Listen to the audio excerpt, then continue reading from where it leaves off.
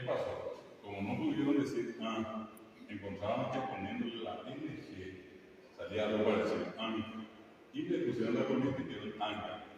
Anga es una palabra guaraní, pero que es la degradación de ya es una versión castellanizada al mundo del castellano hablando, porque antes era anga. Y es lo que tenemos el anga y vamos a decirle que el alma se cubre, entra en el proceso de putrefacción. Y eso lo impactó a todos. Eso ya, el alma y el estado de putrefacción es terrible.